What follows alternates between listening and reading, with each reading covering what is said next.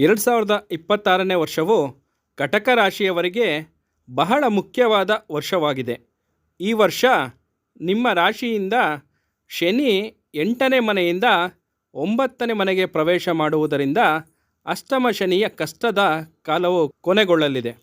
ಇದು ನಿಮಗೆ ದೊಡ್ಡ ಮಟ್ಟದ ನಿರಾಳತೆಯನ್ನು ನೀಡುತ್ತೆ. ಇನ್ನು ವೃತ್ತಿ ಮತ್ತು ಉದ್ಯೋಗದ ಬಗ್ಗೆ ತಿಳ್ಕೊಳ್ಳೋದಾದರೆ, ಅಷ್ಟಮ ಶನಿಯ ಪ್ರಭಾವ ಮುಕ್ತಾಯ ಆಗೋದ್ರಿಂದ ವೃತ್ತಿ ಜೀವನದ ಅಡೆತಡೆಗಳು ನಿವಾರಣೆ ಆಗಲಿದೆ. ಉದ್ಯೋಗದಲ್ಲಿ ನಿಮ್ಮ ಮೇಲೆ ಇದ್ದ ಸುಳ್ಳು ಆರೋಪಗಳು ದೂರವಾಗಲಿದೆ. ಪದೋನ್ನತಿ ಅಂದರೆ ಪ್ರಮೋಷನ್ ಮತ್ತು ವೇತನ ಹೆಚ್ಚಳಕ್ಕಾಗಿ ಕಾಯುತ್ತಿರುವವರಿಗೆ ಶುಭ ಸುದ್ದಿ ಸಿಗಲಿದೆ. ಸರ್ಕಾರಿ ಕೆಲಸಕ್ಕಾಗಿ ಪ್ರಯತ್ನ ಮಾಡುತ್ತಿರುವವರಿಗೆ ಈ ವರ್ಷ ಅದೃಷ್ಟ ಒಲಿಯಲಿದೆ. ವರ್ಗಾವಣೆಯ ನಿರೀಕ್ಷಣೆಯಲ್ಲಿದ್ದವರಿಗೆ ಇಷ್ಟಪಟ್ಟ ಸ್ಥಳಕ್ಕೆ ಬದಲಾವಣೆ ಆಗಲಿದೆ. ವಿದೇಶಿ ಪ್ರವಾಸ ಅಥವಾ ಹೊರದೇಶದಲ್ಲಿ ಕೆಲಸ ಮಾಡುವ ಅವಕಾಶಗಳು ಲಭಿಸಲಿದೆ. ಸಹೋದ್ಯೋಗಿಗಳ ನಡುವೆ ನಿಮ್ಮ ಪ್ರಭಾವ ಮತ್ತು ಗೌರವ ಹೆಚ್ಚಾಗಲಿದೆ. ಹೊಸ ಕೌಶಲ್ಯಗಳನ್ನು ಕಲಿಯಲು ಹಣ ಮತ್ತು ಸಮಯವನ್ನು ವಿನಿಯೋಗಿಸುತ್ತೀರಿ.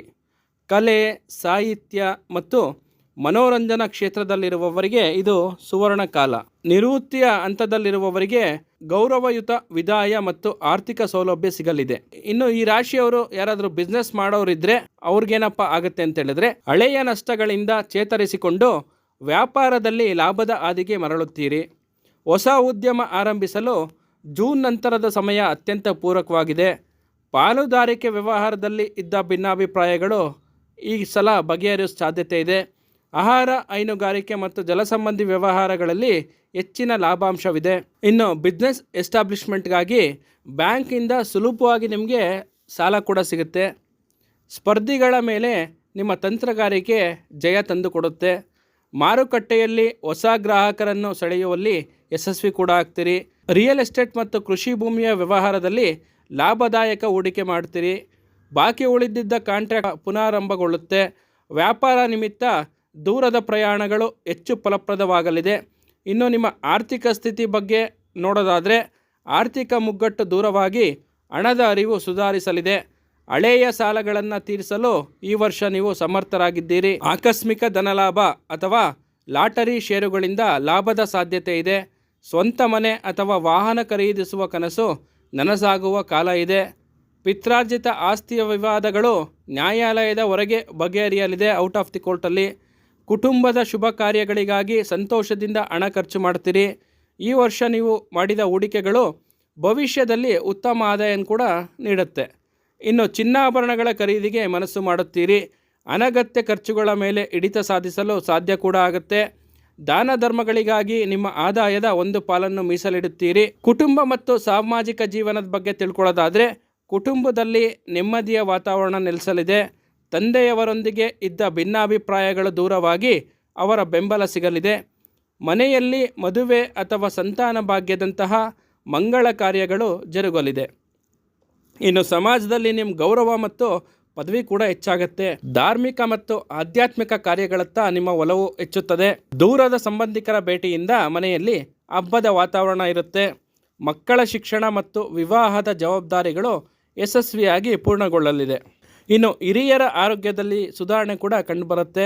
ಸ್ನೇಹಿತರ ವಲಯದಲ್ಲಿ ನಿಮ್ಮ ನಿರ್ಧಾರಗಳಿಗೆ ಹೆಚ್ಚಿನ ಮನ್ನಣೆ ಸಿಗುತ್ತೆ. ಮನೆ ನವೀಕರಣ ಅಥವಾ ಸೌಂದರ್ಯೀಕರಣಕ್ಕೆ ಆದ್ಯತೆ ನೀಡುತ್ತೀರಿ. ಇನ್ನು ಪ್ರೀತಿ ಮತ್ತು ವೈವಾಹಿಕ ಜೀವನ, ಲವ್ ಅಥವಾ ಮ್ಯಾರೇಜ್ ಬಗ್ಗೆ ತಿಳ್ಕೊಳ್ಳೋದಾದರೆ, ಪ್ರೇಮ ಜೀವನದಲ್ಲಿ ಇದ್ದ ತಪ್ಪು ಕಲ್ಪನೆಗಳು ನಿವಾರಣೆ ಆಗುತ್ತೆ. ಅವಿವಾಹಿತರಿಗೆ ಯೋಗ್ಯ ಜೀವನ ಸಂಗಾತಿಯ ಹುಡುಕಾಟ ಅಂತ್ಯವಾಗಲಿದೆ. ದಾಂಪತ್ಯ ಜೀವನದಲ್ಲಿ ಮಧುರತೆ ಮತ್ತು ಪ್ರೀತಿ ಹೆಚ್ಚಾಗಲಿದೆ. ಸಂಗಾತಿಯ ಸಾಧನೆಗೆ ನೀವು ಹೆಮ್ಮೆ ಪಡುವಂತಹ ಸಂದರ್ಭ ಕೂಡ ಬರುತ್ತೆ. ಕಳೆದು ಹೋದ ಹಳೆಯ ಸಂಬಂಧಗಳು ಮತ್ತೆ ಚಿಗುರಬಹುದು. ಸಂಗಾತಿಯೊಂದಿಗೆ ಸುಂದರ ಪ್ರವಾಸಿ ತಾಣಗಳಿಗೆ ಭೇಟಿ ಕೂಡ ನೀಡ್ತೀರಿ. ಪ್ರೇಮ ವಿವಾಹಕ್ಕೆ ಮನೆಯವರ ಪೂರ್ಣ ಸಹಕಾರ ದೊರೆಯಲಿದೆ. ಮದುವೆ ವಿಳಂಬ ಆಗುತ್ತಿದ್ದವರಿಗೆ ಗುರುವಿನ ಅನುಗ್ರಹದಿಂದ ವಿವಾಹ ಫಿಕ್ಸ್ ಆಗಲಿದೆ. ಪರಸ್ಪರ ನಂಬಿಕೆ ನಿಮ್ಮ ಬಾಂಧವ್ಯವನ್ನು ಗಟ್ಟಿಗೊಳಿಸುತ್ತೆ. ಸಂಗಾತಿಯ ಕಡೆಯಿಂದ ಆರ್ಥಿಕ ಲಾಭ ಅಥವಾ ಉಡುಗೊರೆ ಕೂಡ ಬರುತ್ತೆ. ಇನ್ನು ಹೆಲ್ತ್ ಬಗ್ಗೆ ಅಂದರೆ ಆರೋಗ್ಯದ ಬಗ್ಗೆ ನೋಡೋದಾದರೆ, ದೀರ್ಘಕಾಲದ ಕಾಯಿಲೆಗಳಿಂದ ಮುಕ್ತಿ ಪಡೆಯುವ ಕಾಲ ಬಂದಿದೆ.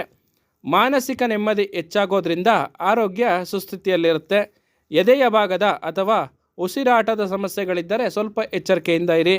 ನಿಯಮಿತ ಯೋಗ ಮತ್ತು ಧ್ಯಾನದಿಂದ ಮಾನಸಿಕ ಒತ್ತಡ ದೂರ ಆಗುತ್ತೆ. ಆಹಾರ ಕ್ರಮದಲ್ಲಿ ಬದಲಾವಣೆ ಮಾಡಿಕೊಳ್ಳುವುದು ಒಳಿತು. ಕಾಲಕಾಲಕ್ಕೆ ವೈದ್ಯಕೀಯ ತಪಾಸಣೆ ಮಾಡಿಸಿಕೊಳ್ಳಿ.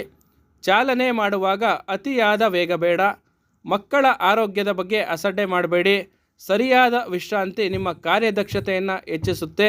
ನೀರಿನ ಅಂಶವಿರುವ ಆಹಾರ ಸೇವನೆಗೆ ಹೆಚ್ಚಿನ ಆದ್ಯತೆ ನೀಡಿ. ಅಂದರೆ ಎಳ್ನೀರು, ಫ್ರೂಟ್ ಜ್ಯೂಸು, ಈ ಥರದ್ದು ಕುಡಿಬೋದು. ಇನ್ನು ಎಜುಕೇಷನ್ ಬಗ್ಗೆ ನೋಡೋದಾದರೆ ಈ ರಾಶಿಯವರಿಗೆ ವಿದ್ಯಾರ್ಥಿಗಳಿಗೆ ಏಕಾಗ್ರತೆ ಹೆಚ್ಚಾಗಿ ಓದಿನಲ್ಲಿ ಪ್ರಗತಿ ಕಂಡುಬರುತ್ತೆ. ಸ್ಪರ್ಧಾತ್ಮಕ ಪರೀಕ್ಷೆಗಳಲ್ಲಿ ನಿರೀಕ್ಷಿತ ಯಶಸ್ಸು ಕೂಡ ಲಭಿಸುತ್ತೆ. ಇನ್ನು ಹೈಯರ್ ಸ್ಟಡೀಸ್ ಅಂದರೆ ಉನ್ನತ ಶಿಕ್ಷಣಕ್ಕೆ ವಿದೇಶಕ್ಕೆ ಹೋಗುವ ಹಾದಿ ಸುಗಮವಾಗಲಿದೆ. ಕ್ರೀಡೆ ಮತ್ತು ಸಾಂಸ್ಕೃತಿಕ ಚಟುವಟಿಕೆಗಳಲ್ಲಿ ರಾಜ್ಯ ಮಟ್ಟದ ಪ್ರಶಸ್ತಿ ಸಿಗ್ಬೋದು. ಶಿಕ್ಷಕರ ಮತ್ತು ಪೋಷಕರ ಮಾರ್ಗದರ್ಶನ ನಿಮಗೆ ವರದಾನ ಕೂಡ ಆಗುತ್ತೆ. ತಾಂತ್ರಿಕ ಶಿಕ್ಷಣ ಪಡೆಯುತ್ತಿರುವವರಿಗೆ ಉತ್ತಮ ಉದ್ಯೋಗದ ಆಫರ್ ಬರಲಿದೆ. ಗಣಿತ ಮತ್ತು ವಿಜ್ಞಾನ ವಿಷಯದಲ್ಲಿ ವಿಶೇಷವಾದ ಆಸಕ್ತಿ ಮೂಡಲಿದೆ. ವಿದ್ಯಾರ್ಥಿ ವೇತನ ಅಂದರೆ ಸ್ಕಾಲರ್ಶಿಪ್ ಪಡೆಯಲು ನೀವು ಅರ್ಹರಾಗಿದ್ದೀರಿ. ಈ ರಾಶಿಯವರು ಸೋಮಾರಿತನ ಬಿಟ್ಟು ಶ್ರಮಿಸಿದರೆ ರ್ಯಾಂಕ್ ಬರುವುದು ಕೂಡ ಖಚಿತವಾಗಿದೆ. ಹೊಸ ವಿಷಯಗಳ ಸಂಶೋಧನೆಯಲ್ಲಿ ಯಶಸ್ಸು ಕಾಣುತ್ತೀರಿ. ಇನ್ನು ವಿಶೇಷ ಸೂಚನೆ ಮತ್ತು ಪರಿಹಾರಗಳೇನಪ್ಪ ಕಟಕ ರಾಶಿಯವರಿಗೆ ಅಂದರೆ ಸೋಮವಾರ ಶಿವನಿಗೆ ಅಭಿಷೇಕ ಮಾಡೋದು ಅತ್ಯಂತ ಶ್ರೇಷ್ಠ. ಸಾಧ್ಯ ಆದರೆ ಮೃತ್ಯುಂಜಯ ಮಂತ್ರವನ್ನು ಕೂಡ ನಿತ್ಯ ಪಠಿಸಿ.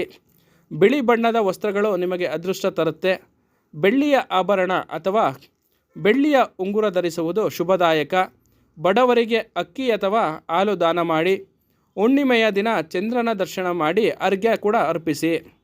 ಹಿರಿಯರ ಆಶೀರ್ವಾದ ಪಡೆದು ಕೆಲಸ ಆರಂಭಿಸಿ. ತಾಯಿಯ ಸೇವೆ ಮಾಡುವುದರಿಂದ ಮಾನಸಿಕ ಶಾಂತಿ ಸಿಗುತ್ತೆ. ಸುಳ್ಳು ಹೇಳೋದನ್ನು ಮತ್ತು ಪರರ ನಿಂದನೆಯನ್ನು ಬಿಟ್ಬಿಡಿ. ಶನಿ ದೇವಸ್ಥಾನಕ್ಕೆ ಭೇಟಿ ನೀಡಿ. ಆದರೆ ಎಳ್ಳೆಣ್ಣೆ ದೀಪ ಹಚ್ಚಿದ್ರೆ ನಿಮಗೆ ಒಂದು ಒಳ್ಳೆಯ ಲಾಭ ಬರುವಂಥ ಸಾಧ್ಯತೆ ಇದೆ. ಈ ವರ್ಷ ನೀವು ಹೆಚ್ಚು ಆತ್ಮವಿಶ್ವಾಸದಿಂದ ಇರ್ತೀರಿ. ಸತ್ಯದ ಹಾದಿಯಲ್ಲಿ ನಡೆಯುವುದು ನಿಮ್ಮನ್ನು ಎತ್ತರಕ್ಕೆ ಕೊಂಡೊಯ್ಯುತ್ತದೆ. ಇನ್ನು ಅದೃಷ್ಟ ಸಂಖ್ಯೆಗಳು ನಿಮಗೆ 2, 7 ಮತ್ತು 8. ಅದೃಷ್ಟದ ದಿನಗಳು ಯಾವುದಪ್ಪ ಅಂದರೆ ಸೋಮವಾರ ಮತ್ತು ಗುರುವಾರ. ನೀವು ಯಾವುದೇ ಒಳ್ಳೆಯ ಕೆಲಸ ಮಾಡಬೇಕು ಅಂದರೂ ಸಹ ಸೋಮವಾರ ಗುರುವಾರ ಆಯ್ಕೆ ಮಾಡಿಕೊಂಡ್ರೆ ತುಂಬ ಒಳ್ಳೆಯದಾಗುತ್ತೆ. ವರ್ಷದ ಉತ್ತರಾರ್ಧವು ಪೂರ್ವಾರ್ಧಕ್ಕಿಂತ ಹೆಚ್ಚು ಶುಭವಾಗಿದೆ. ಅನಿರೀಕ್ಷಿತ ತಿರುವುಗಳು ನಿಮ್ಮ ಜೀವನಕ್ಕೆ ಹೊಸ ದಿಕ್ಕನ್ನು ನೀಡಲಿದೆ. ಶತ್ರುಗಳು ತಾವಾಗಿಯೇ ಸಂಧಾನಕ್ಕೆ ಬರುವಂಥ ಸಂದರ್ಭ ಒದಗಿ ಬರಲಿದೆ. ಒಟ್ಟಾರೆಯಾಗಿ 2026 ನಿಮ್ಮ ಕಟಕ ರಾಶಿಯವರಿಗೆ ವಿಜಯದ ವರ್ಷ ಅಂತಲೇ ಹೇಳ್ಬೋದು.